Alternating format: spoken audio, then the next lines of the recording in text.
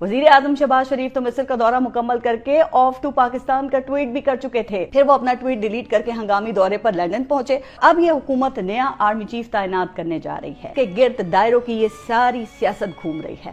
یوں ہی army chief کی extension کی خبر چلی، لندن سے مصر اور مصر سے اسلام آباد فون کی گھنٹیاں بجنے لگیں۔